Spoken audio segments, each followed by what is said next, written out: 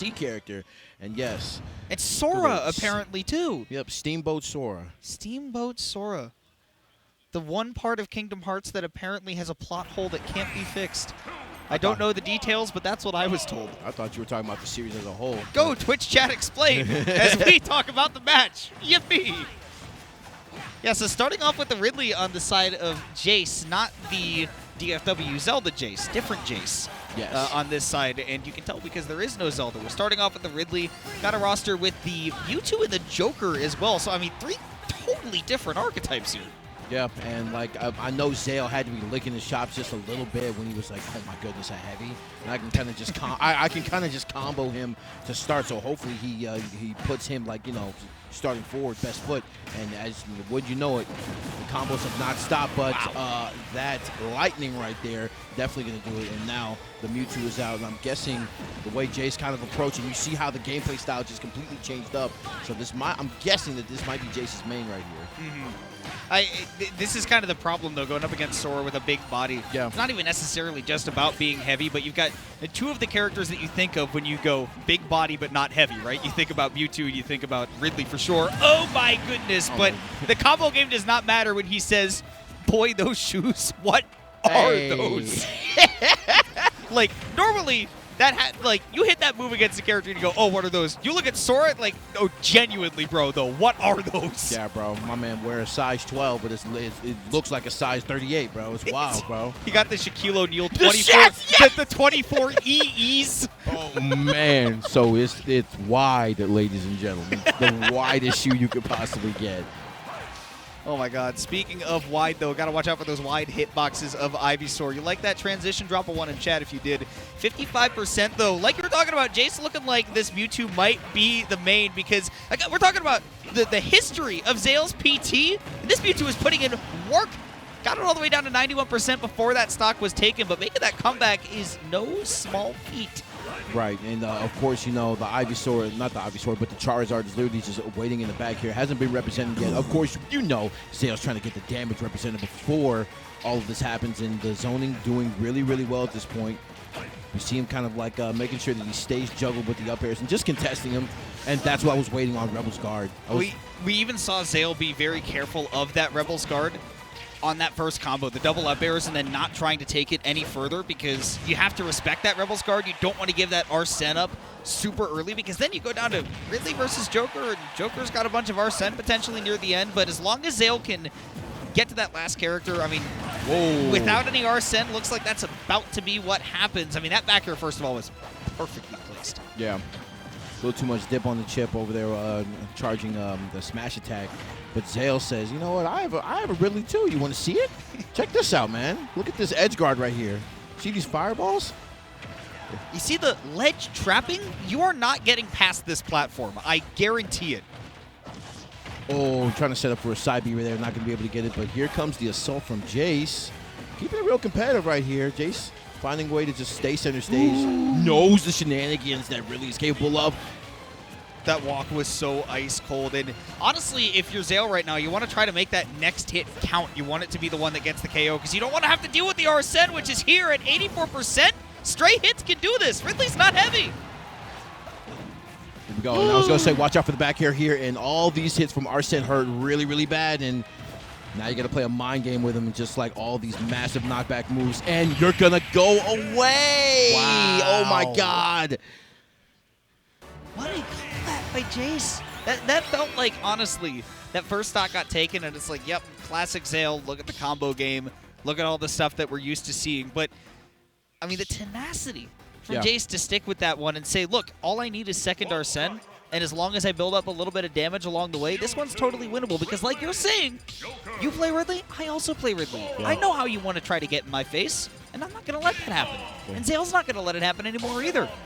Yeah, got 4 characters on over there on Jace's side to 3, but I like the switch to Diddy, so we're really looking to really frustrate our opponent. Now, I do appreciate the fact that, you know, the combo game is being represented here by the Sora and by the Diddy Kong, but it's the kill potential that kind of worries me. Jace was over here cooking hard with Mewtwo whenever the Mewtwo made his debut. So I'm wondering how zael is going to make sure that I was going to say by Mewtwo going first. Yeah, that might rectify some things. Leading off with it. And I like that, too, if you assume that, yeah, zael's going to stick with the Sora lead.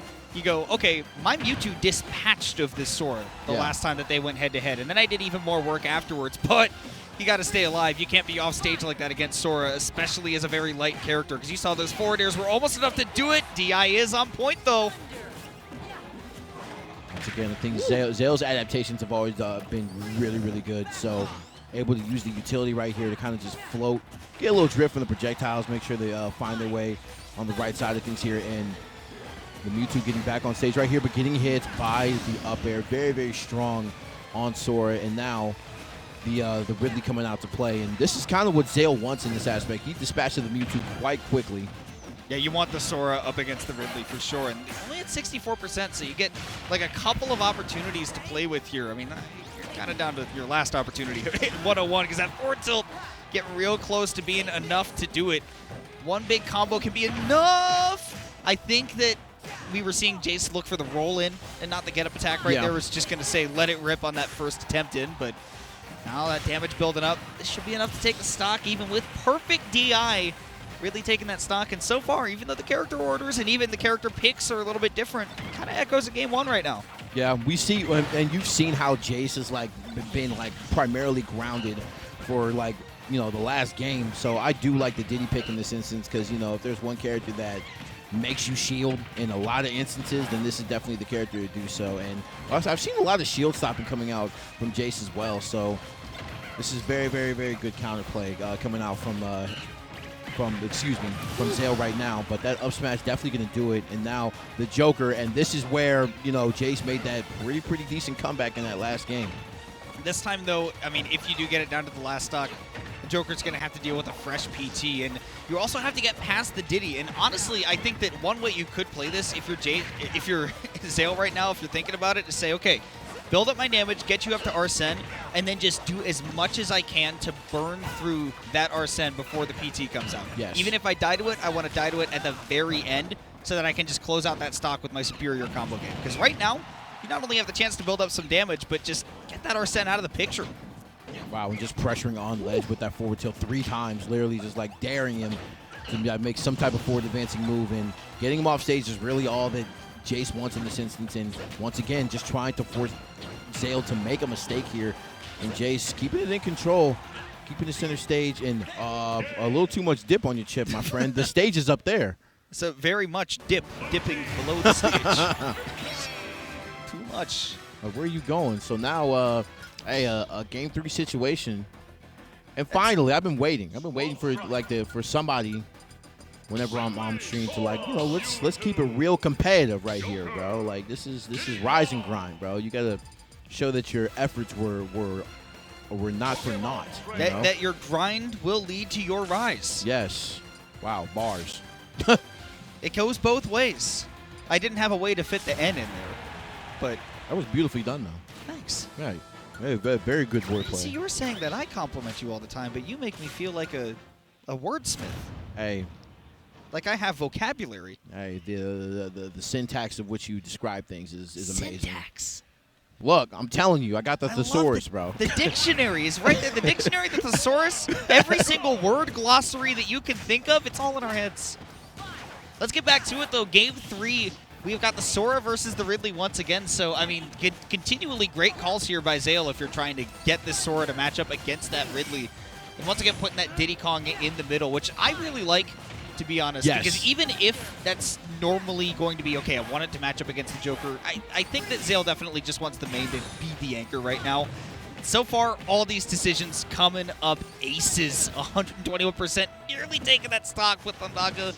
Yeah. It is a little, you know. Going for the classic sword fighter disjointed back air to try to seal it out right there. And all this damage right here, like, literally is exactly what zael wants. And it's like, look, if you just want to, like, go blow for blow, then we can do that. But, like, as long as my Diddy stays in my pocket, then it's going to be all right for me. Like, as this match progresses. And right now, Jace is just trying to go blow for blow in a war of attrition with zael, and it just hasn't been working out for him, unfortunately. I think the big difference here is, like you were talking about earlier, zael's adaptation. Yeah. I mean, it's such a big tool that any player needs to be able to learn as early on as possible. But I mean, zael has done such a good job of picking up on, okay, Jace is really, really effective at using, you know, anywhere from 3 to 5 moves, aside from the Mewtwo, which looks like a very complete package, right? It's usually 3 to 5 very powerful moves that you're using very effectively, but I know which ones to look out for. Oh my god, zael saying, okay, and look, if I can't call out just the moves, let's go for the movement. Not going to be able to get a get-up attack off this. Oh, trying to go for the claw after the down throw. Not going to be able to get it in. That up air is so strong. Mewtwo's so light.